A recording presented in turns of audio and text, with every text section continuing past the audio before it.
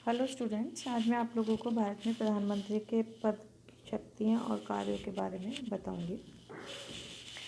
भारत में व्यावहारिक रूप में समस्त शक्तियों का जो प्रयोग है वो प्रधानमंत्री के द्वारा ही किया जाता है। यानी जहां हम ब्रिटेन के संदर्भ में कहते हैं कि ब्रिटेन में संसदात्मक शासन व्यवस्था होने के नाते संसद सर्वोच्च है, और ब्रिटिश संसद के संबंध में ये कहा जाता है कि वह ब्रिटिश संसद सभी कुछ कर सकती है, सिर्फ स्त्री को पुरुष और पुरुष को स्त्री नहीं बना सकती। लेकिन द्वितीय विश्व युद्ध के पश्चात तत्कालीन समय में जो राजनीतिक परिस्थितियां परिवर्तित हुई हैं, उसमें संसदात्मक सर्वोच्चता के सिद्धांत ने प्रधानमंत्री शासन के रूप में स्वरूप धारण कर लिया है, और अब प्रधानमंत्री जो है वो सर्वोच्च शक्तिशाली संस्था संसदात्मक शासन व्यवस्थाओं में होता जा रहा है। भारत में संविधान के अनुच्छेद 75 में यह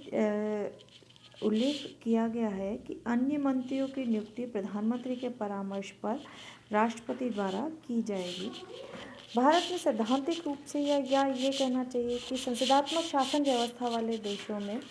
प्रधानमंत्री के चयन के संबंध में यह प्रावधान है कि बहुमत दल का जो नेता होता है उसी को ही प्रधानमंत्री के पद पर नियुक्त किया जाता है। किंतु व्यावहारिक राजनीति में जब ये नियुक्ति प्रक्रिया का चलन होता है, नियुक्ति प्रक्रिया चलती है, तो कभी कभी राजनीतिक परिस्थितियां ऐसी पैदा हो जाती हैं कि उस बहुमत दल के नेता का चयन करना भी अपने आप में मुश्किल कार्य हो जाता है। भारत जैसे देशों में जहाँ पर कि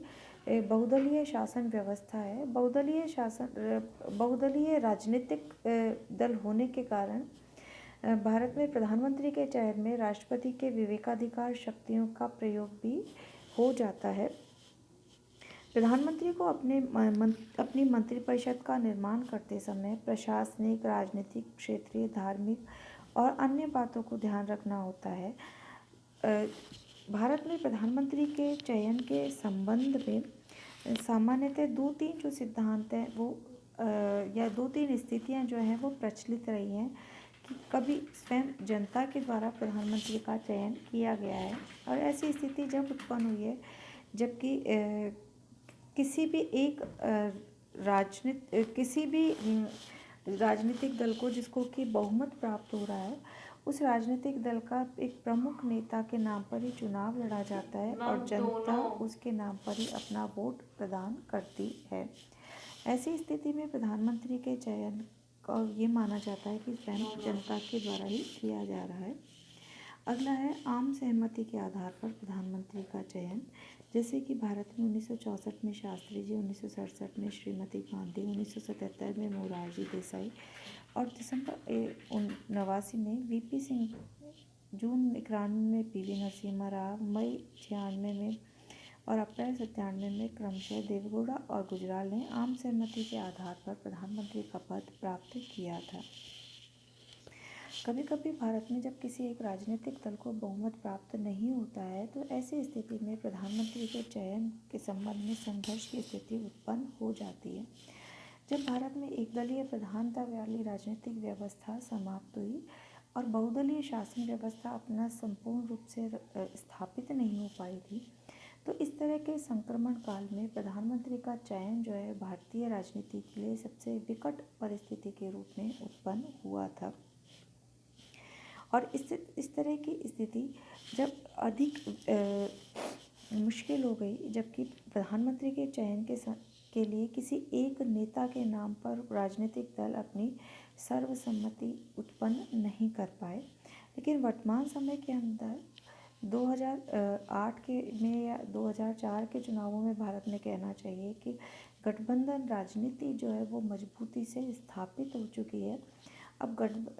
भारत में जो चुनाव होते हैं वो गठबंधन राजनीतिक दलों के आधार पर ही होते हैं, और गठबंधन जो है या जो भी गुट है वो अपना एक नेता चलकर ही चुनावों में जाता है, और एक तरह से जनता के द्वारा जिस भी गठबंधन का चयन किया जाता है या जिस भी गठबंधन को बहुमत प्रदान किया जाता है, उसका नेता ही भारत में प्रधानमंत्री के रूप में चयनित हो जाता है। प्रधानमंत्री की कार्य एवं शक्तियों का स्वरूप भारत में व्यापक है। जितनी भी तरह की राष्ट्रपति को सैद्धांतिक शक्तियाँ दी गई हैं, उन शक्तियों का व्यावहारिक रूप में जो प्रयोग है वो प्रधानमंत्री के द्वारा ही किया जाता है। भारत में जब हम ये कहते हैं कि लोकसभा का चुनाव हो रहा है या भारत में आम चुनाव हो रहे हैं, तो सामान्यतः उन चुनावों का स्वरूप इस तरह से परिवर्तित हो गया है कि वो प्रधानमंत्री के चुनाव के रूप में ही सामने आने लगे हैं।